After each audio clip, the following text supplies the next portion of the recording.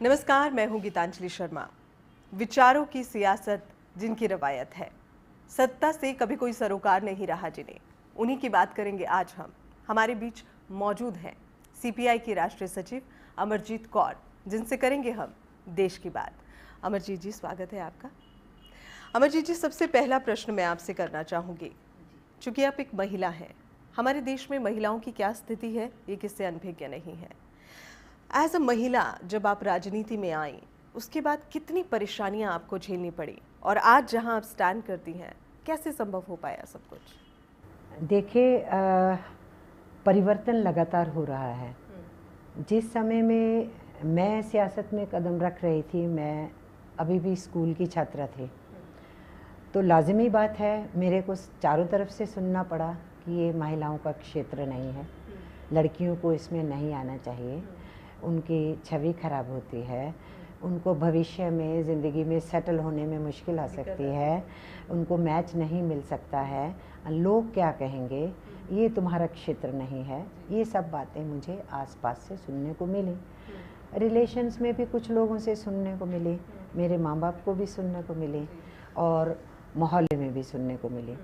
तो मैंने इसका अनुभव कि एक महिला के लिए राजनीतिक क्षेत्र में घुसना और उसमें विरोध सिर्फ इतनी ही बात नहीं है, जो मुझे समझ में अच्छे से आने लगा कि महिलाओं के लिए रोल मॉडल तय कर दिए गए हैं और जो रोल्स तय किए गए हैं वो उसके दायरे से इधर उधर जरा भी होने लगेंगी तो समाज को बड़ी झल्लाहट होती है। ये मुझे समझ में आया, लेकिन इसने मेरे विश्वास को और मजबूत किया। हाँ, मुझे ये लगा कि नहीं, हर क्षेत्र हर एक के लिए है, मानव मानव है, स्त्री हो या पुरुष हो।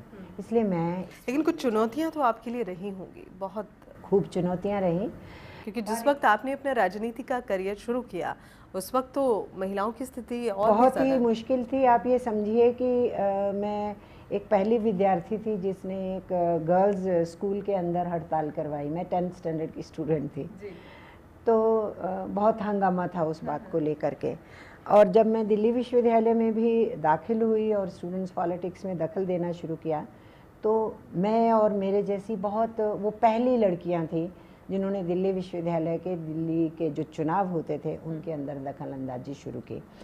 तो वो समझिए कि स्टूडेंट्स पॉलिटिक्स के अंदर जो उस समय का दौर था उसके अंदर उस किस्म का दखल था, तो विरोध तो हुआ। लेकिन मेरे साथ एक जो अच्छी चीज़ थी कि मेरे पिताजी स्वतंत्रता सेनानी थे और वो महिला पुरुष जो भी स्वतंत्रता आंदोलन में थे एक साथ काम किए हुए थे, तो उनके जहन में ये था कि नहीं, लड़के लड़कियां दोनों सब बराबर हैं और कुछ भी कर सकते हैं, और शायद यही वजह है कि आप यहाँ सपोर्ट थी, जिसकी वजह से अगर मेरी माँ को कोई चिंता भी होती थी, सब आके कुछ कहते थे, तो ही वॉज देयर कि वो उनको कह सके कि लोगों को कहने दो, हम अपना रास्ता स्वयं तय करें। चलिए, बहुत ही सुविचार हैं ये वाकई। इससे कहीं ना कहीं रास्ता जो आपका चुनौतियों भरा था वो थोड़ा सा आसान आपको लगा होगा। थोड़ा सा आसान हुआ, उसके बावजूद भी मेरे पिताजी ने मुझे एक बात कही कि जिस रास्ते तुम निकल पड़ी हो ये बहुत कठिन है, इसमें बहुत बार ऐसा लगेगा कि मुझे दीवार की तरफ धकेल दिया गया है, तो क्या अब मुझे हट जाना चाहिए। इसलिए फैसला लेना है तो निश्चय करके लो, और निश्चय कर लो तो फिर पीछे मत हटना, क्योंकि निर्णय तुम्हारा है, इस निर्णय को आगे बढ़ाने का काम भी फिर तुम्हारा ही होगा।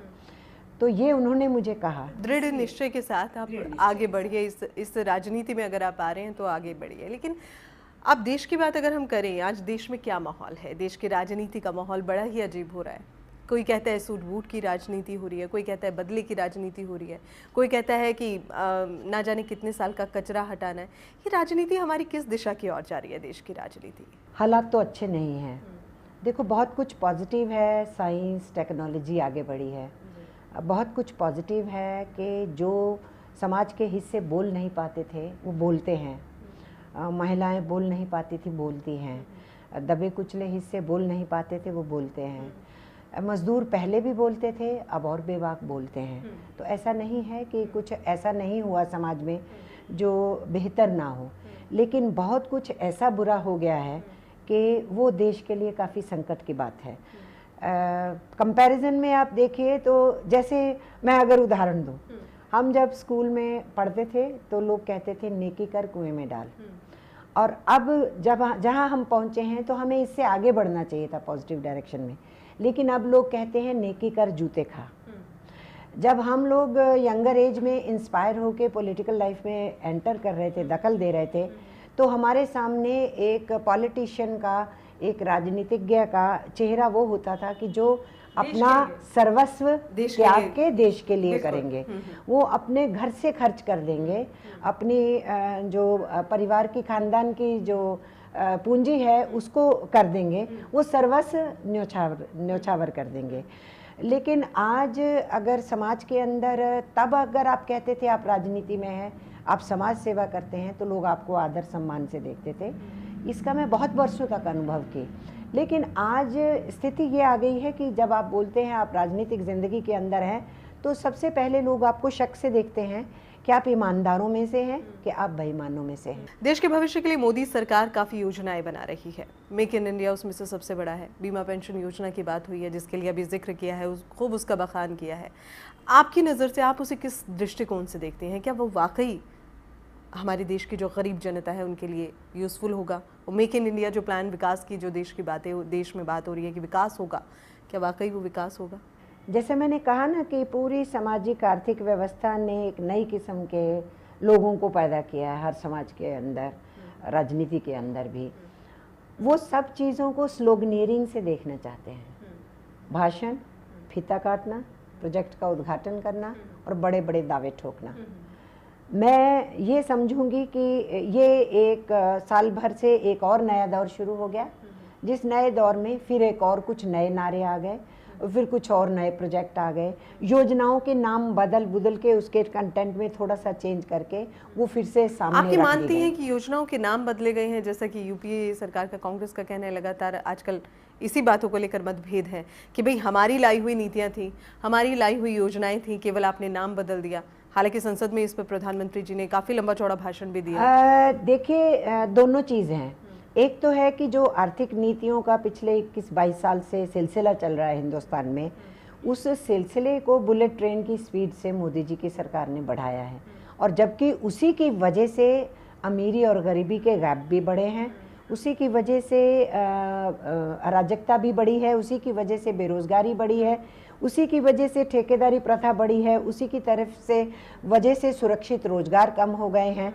उस सारे के चलते हुए तो वो जो आर्थिक नीतियां हैं, उन्हीं आर्थिक नीतियों को जो तेज़ी से बढ़ाने की बात है, उससे ज़िंदगी के गैप्स बढ़े हैं, और कुछ कॉरपोरेट घराने, कुछ चुनिंदा घराने खूब और भी अमीर हो गए हैं, और ऊपर की जो क्रीम है 10-15% लोग जो उपभोक्ता हैं अच्छे से खरीद सकते हैं, और सामान के लिए वही मार्केट के रूप में सबको नज़र आ रहे हैं, और यही विदेशी निवेश की भी कारण बन रही है कि वो उनको उपभोक्ता के रूप में नज़र आ रहे हैं। लेकिन जब आप नीचे जाते हैं धरातल पे, तो लिविंग स्टैंडर्ड्स के अंदर गिरावट आ रही है, और जो कमाई है उस रफ्तार से नहीं बढ़ी है जितनी रफ्तार से महंगाई बढ़ी है, तो उसकी वजह से लिविंग स्टैंडर्ड नीचे हुआ है। तो अगर उस सेंस में कहे कांग्रेस कि ये हमारी नीतियों को लागू कर रहे हैं, तो उसमें तो कोई दो राय नहीं, बल्कि कहना चाहिए और भी अंधाधुंध तरीके से लागू कर रहे हैं।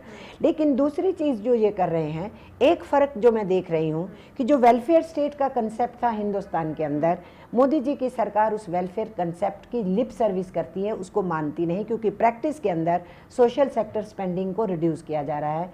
जितनी आम लोगों के लिए, दलितों के लिए, आदिवासियों के लिए, बैकवर्ड्स के लिए, माइनॉरिटीज़ के लिए, या गरीब आवाम के लिए, ग्रामीण क्षेत्र के लिए, जैसे मनरेगा है या दूसरे हैं, या सोशल सेक्टर है, या एजुकेशन है, हेल्थ है, वाटर है, सैनिटेशन है, सोशल सेक्टर स्पेंडिंग जिसको बोलते हैं, उस सब के अंदर ड्रास्टिक कट किया। जैसे 4,39,000 करोड़ इसी बजट से उन्होंने काट दिया, इसमें से काट दिया।